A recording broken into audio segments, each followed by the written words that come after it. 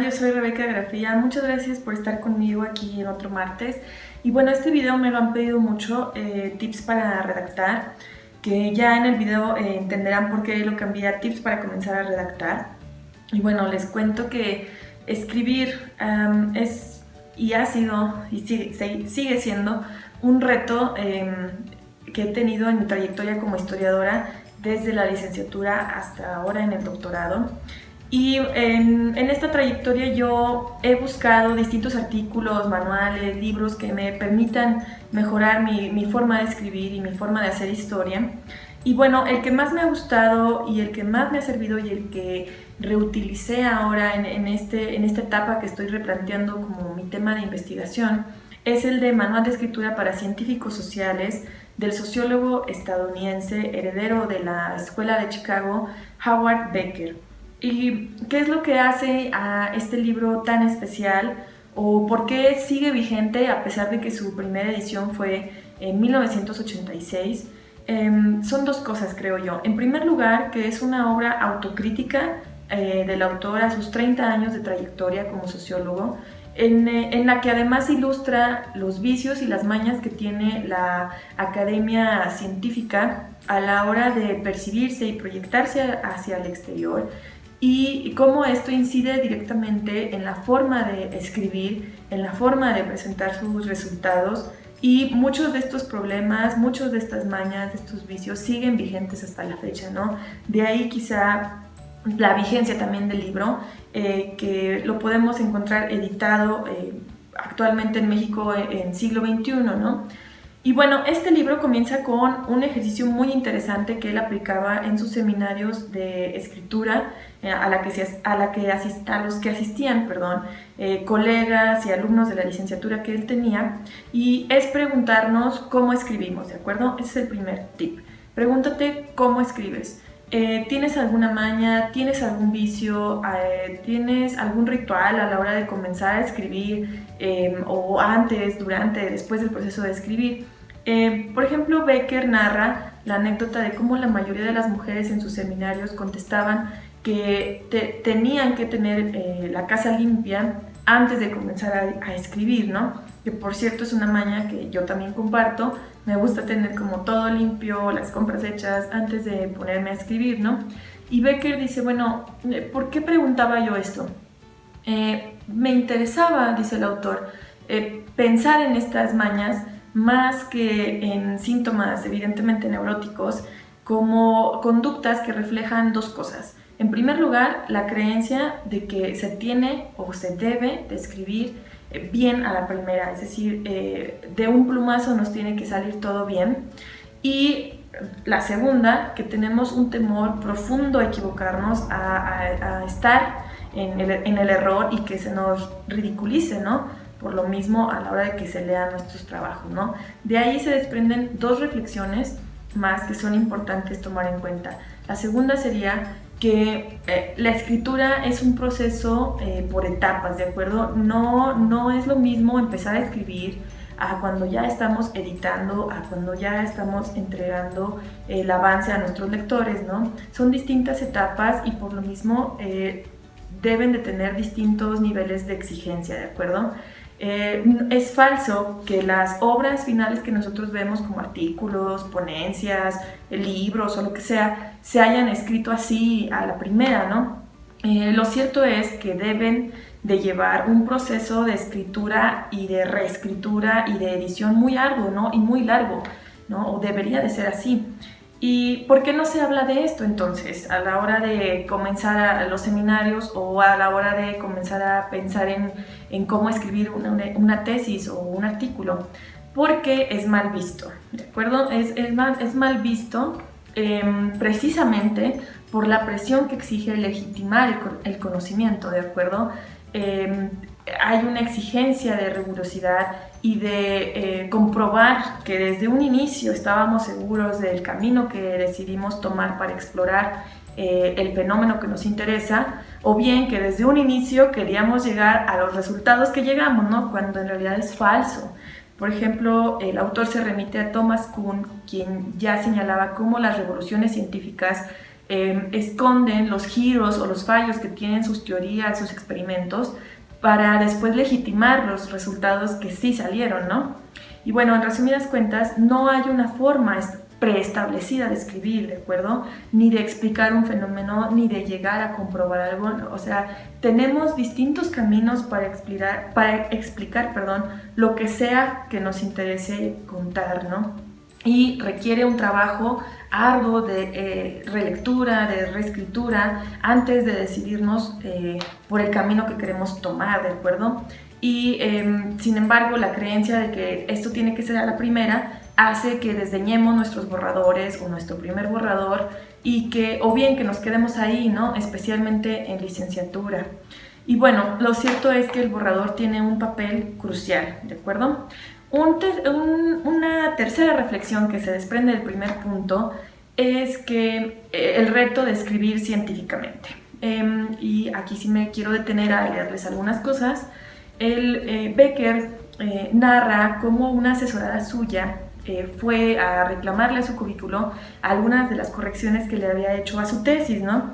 Que Becker se defiende y dice que la mayoría eran correcciones de oraciones pasivas o evasivas a oraciones activas, y también que eliminó la mayoría de las expresiones rimbombantes o cientificistas que en realidad estorbaban a la idea central y que no aportaban nada al texto, ¿no? Y me voy a permitir leerles rápidamente un ejemplo. Dice el de su alumna: en este capítulo examinaremos el impacto que tiene el dinero, o más específicamente los ingresos independientes, sobre la relación entre esposo y esposa, con particular atención al ámbito de los asuntos financieros. O sea, ¿qué dijo? Dice Becker, este tipo de oraciones no dicen nada, y en cambio si lo sustituimos por una oración activa que esté respaldada por la información que tenemos, por los datos que ya leímos, por lo que ya recabamos, aunque no sea una exploración todavía exhaustiva, podemos lograr una oración más atrayente y más certera, ¿no? Por ejemplo, en este capítulo mostraremos que los ingresos independientes modifican la manera en que esposo y esposa manejan los asuntos financieros. Se acabó. Esa es una oración activa y además clara, ¿no? Él, por ejemplo, sustituye otro tipo de expresiones como, por ejemplo, confrontaron el tema, discutieron. ¿Sí? ¿Por qué? Porque dice, de nada sirve esta retórica, de nada sirve este adorno excesivo, ¿no? Y aunque al final la alumna quedó conforme con las correcciones y coincidía en que sí, el texto era más claro, no le gustaba de cualquier modo. Entonces Becker le preguntó, ¿pero por qué no te gusta, no? ¿Qué es lo que no te parece? Y ella dice, pues es que no tiene clase, ¿no? No parece que lo escribió una socióloga, parece que lo dijo o que lo escribió cualquier persona, ¿no? Y entonces, pues, ¿de qué se trata, no? Los artículos, los libros o los maestros con los que yo me he formado escriben de otra forma y se legitiman como tal, y aunque la mayoría no sean claros o sean aburridos o no digan nada, pues esa es la forma de escribir, ¿no?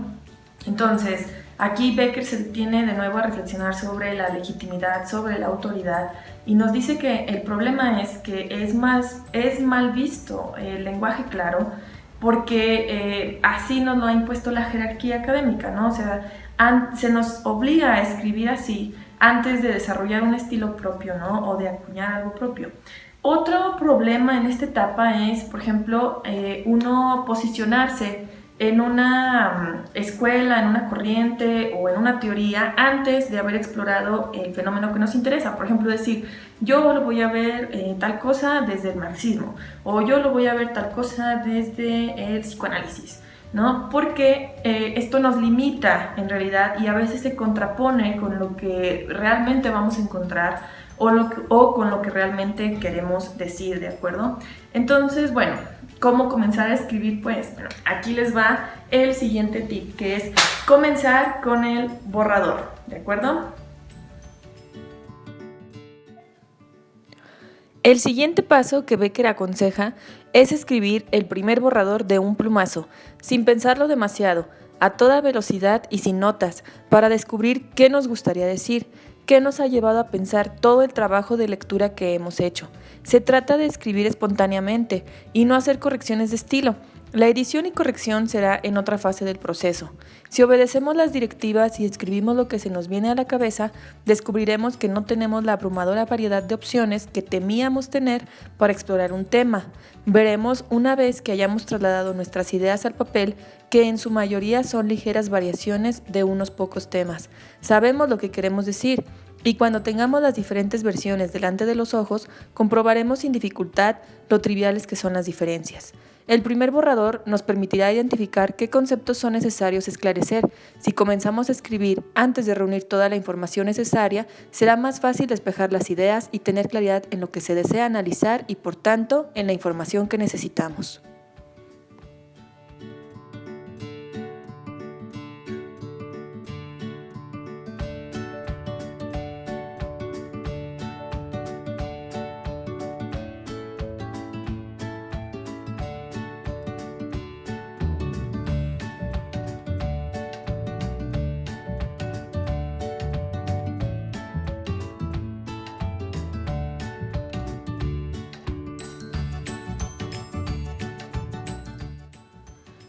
Una vez que tenemos el primer borrador, es hora de leerlo y de distinguir en él oraciones pasivas o evasivas, oraciones afirmativas, así como ideas que valga la pena desarrollar, aunque necesiten mayor argumentación. Es un error creer que para comenzar a escribir se necesita haber recabado y leído toda la información. Incluso hay quienes no se disponen a escribir sino hasta tener a la mano todas sus notas y libros. Esto es un error, pues el primer borrador es lo único que nos podemos permitir escribir de un plumazo, y es muy importante porque nos permite trazar las ideas a desarrollar y la información que debemos recabar para ahora sí pasar a un segundo borrador.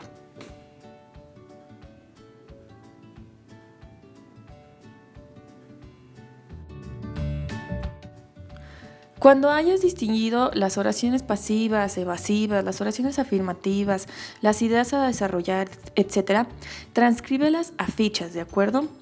Posteriormente, clasifica estas fichas en temas. ¿Qué ideas parecen ir juntas?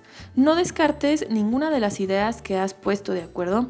Ahorita se trata de armar un borrador y de explorar los distintos caminos que podemos tomar para explicar el tema que nos interesa. Una vez que hayas armado las pilas, pon una tarjeta encima de las demás que sintetice todas las anteriores. Si no se te ocurre alguna forma de resumir, retira las tarjetas que no corresponden y vuélvelas a revisar. ¿Por qué no encajan? ¿Es realmente lo que tú quieres decir? Se pueden organizar de distintas maneras, ya sea lineal o en relaciones subordinadas.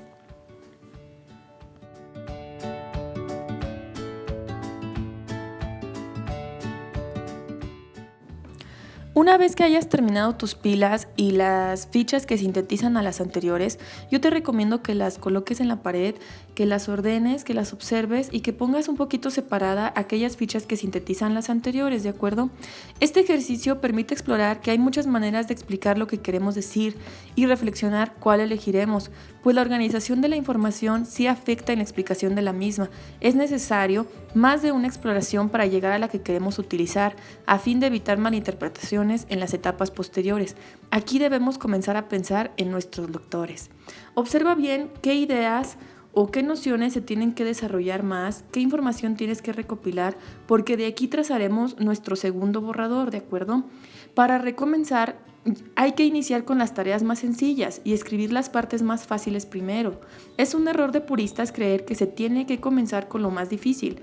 Una primera etapa sería reordenar el material a revisar una vez identificadas las ideas centrales y los temas secundarios que queremos desarrollar. Tomar notas de lo que hemos leído, lo más claras y personales, pues estas nos ayudarán con un segundo proceso de fichaje, ¿de acuerdo? Y repetiremos las operaciones para pasar a un segundo borrador y a una segunda etapa de reescritura y edición, la cual veremos en los próximos videos. Recuerda que la escritura es un conjunto de decisiones. El proceso de escritura se compone de pensar qué idea quieres expresar, en qué momento, qué palabras usar y en qué orden, qué ejemplos vas a ofrecer para dejar en claro lo que quieres decir, etc. Estas preguntas se encuentran en cada fase de la escritura, desde el primer borrador hasta la versión final. Más adelante hablaremos de cómo se transforman estas preguntas en la fase de reescritura y edición. Y bueno, eso ha sido todo por el video del día de hoy. Espero que les sirva, espero que les haya gustado. No se preocupe, le vamos a dar continuidad. Vamos a hablar de la reescritura, vamos a hablar de la edición, vamos a hablar de otras etapas que también se encuentran en el proceso de escritura. Yo les dejo aquí abajo todas mis redes sociales, mi blog, en donde pueden encontrar la entrada de este video con un poco más de detalle, así como todas las obras que yo utilicé. Ya saben que yo aquí se los dejo todo abajo. Les voy a dejar el link de descarga para la obra de Becker. Léanla, espero que les guste también, explórenla. Van a encontrar más a detalle todo lo que dijimos aquí en el video. Y bueno, yo los veo el próximo martes. Muchísimas gracias y hasta pronto.